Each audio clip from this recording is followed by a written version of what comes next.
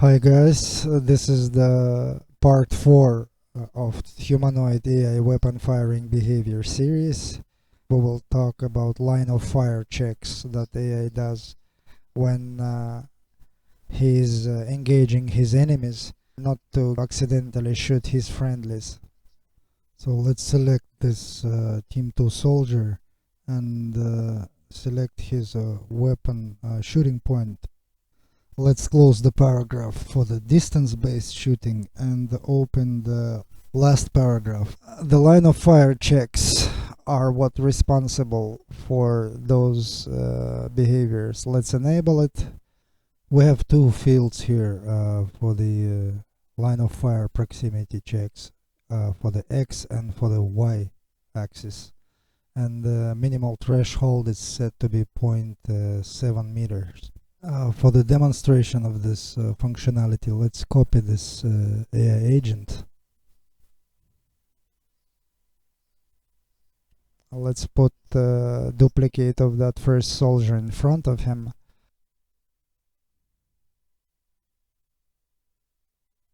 And we will notice that if we look from its point of view, we will check the horizontal distance between this selected guy and now between that other guy which is in front. Let's rename one guy to Team 2 soldier back, another guy to Team 2 soldier front.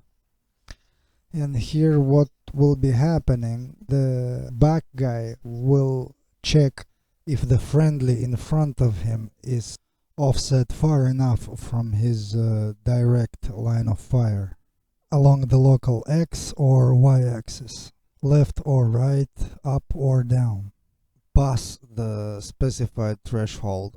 And if any of those two conditions are satisfied, the open fire condition as a whole becomes valid. The front guy will not have to do all those checks because there's nothing between him and his target. So he's free to open fire. But for the guy at the back, at least one of the two axis separation value should be surpassed. Otherwise, he'll be forced to stop weapon firing once any of his friendlies will get inside that specified threshold of 0.7 meters from his line of fire.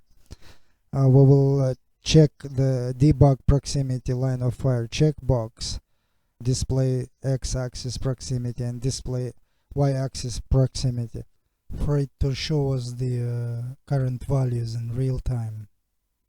So it would do that for both x and y values, as we will observe the gameplay.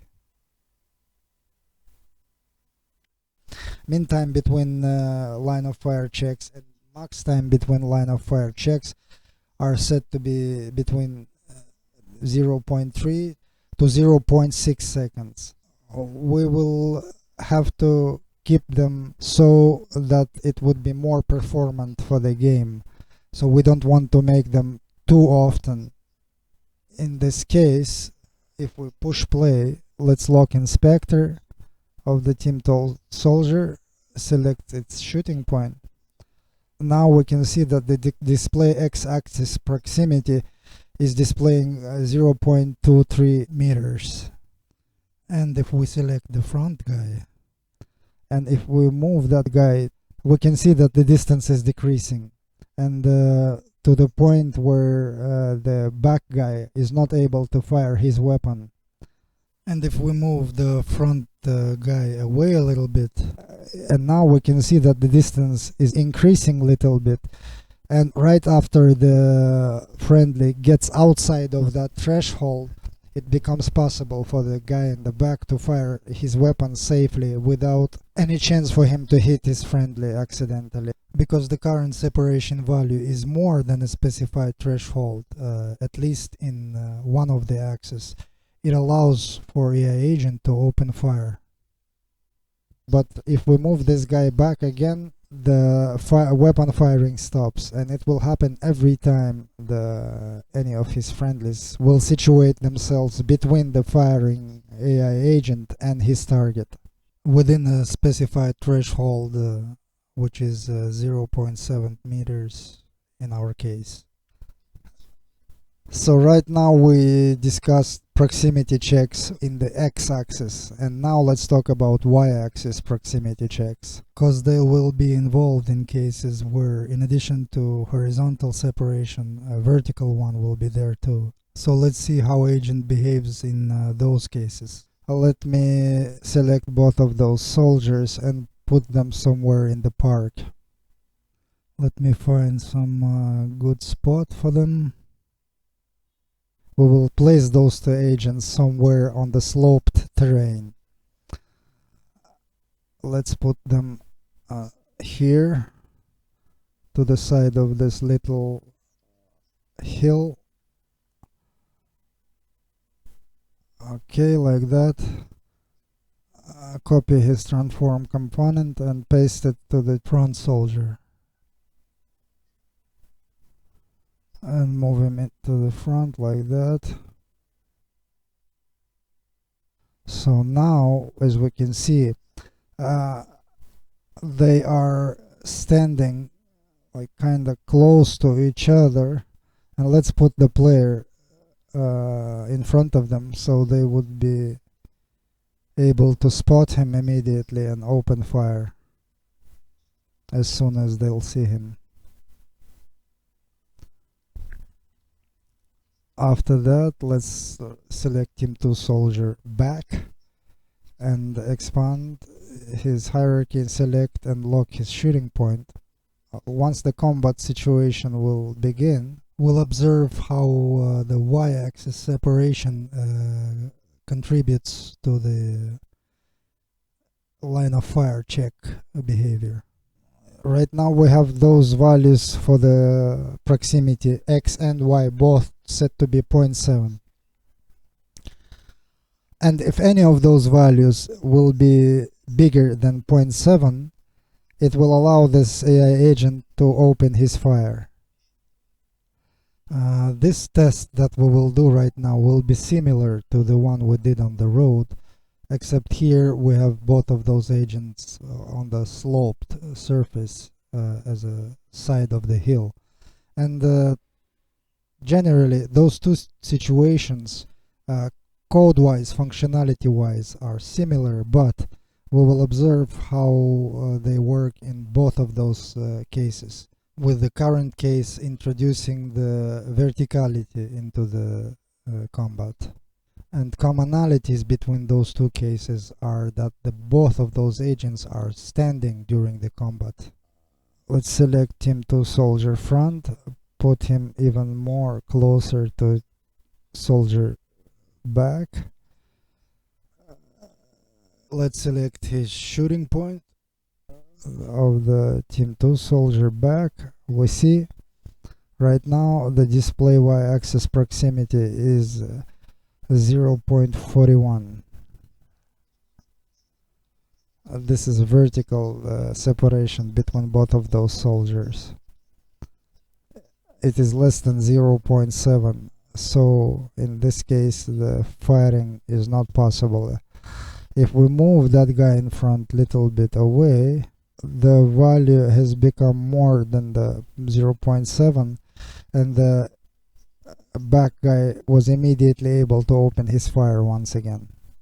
So that was the demonstration of the y axis check in that specific situation. But right now, as we can see, he's not able to fire his weapon. Let's exit the player mode and let's talk about what will happen if the soldier in front is doing the crouching. If distance is like that,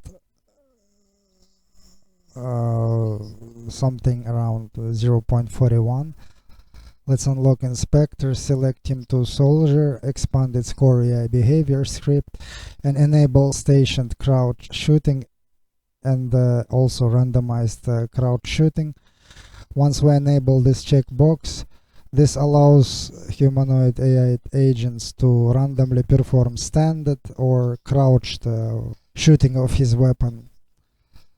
And the back soldier will also check if the guy in front of him will be doing crouching or not, and if is crouching, then the Y checks would not be necessary, as well as the checks for X. So both Y and X axis proximity checks would be cancelled in this case, because it wouldn't matter anymore if AI agent within that threshold or not, because he's much lower than the guy in the back, and he does not intersect his line of fire in any way. You need to keep in mind though that we limited those two agents not to be able to move, to strafe, to perform any other kind of maneuvers, which by themselves minimize the possibility and duration of those cases. But for the sake of this demonstration, we made them completely stationary, so it would be more convenient for us to observe how this behavior takes effect in real time. So now with this thing in mind, let's push play. Let's see, guy in the back is not shooting until his next check allow him to. As soon as the first guy in front will go crouching, he'll be able to open his fire. The distance is somewhere around 0.4, and now you see, as soon as he went for crouching, the guy behind immediately started shooting his weapon. Now again this thing happened. As soon as this guy stand up again, the guy at the back stopped his weapon firing. Let's do another tweak. Let's unlock inspector, select back soldier, and enable stationed crouch shooting on the second guy too. And front soldier, let's move him out a little bit. So reselect back soldier, and let's randomize crouch stance shooting, and let's select his shooting point again. Let's push play. But now as he goes crouching, both of them doing crouching, in this case he will do both of those checks, vertical and horizontal, for the X and for the Y, and both of those checks should be allowing him to fire his weapon. That is, that his friendly should not be within his threshold, neither inside X nor inside Y threshold.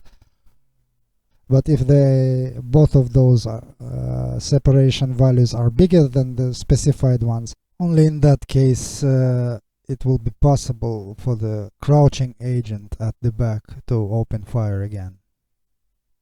Let's observe this behavior some little bit more to catch this moment a couple more times.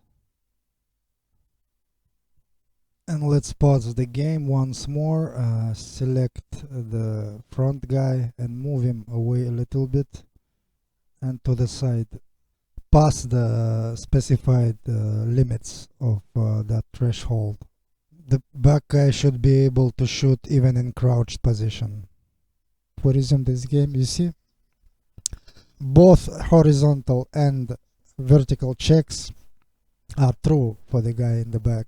Even though he's crouching, the condition is good enough for him to open fire.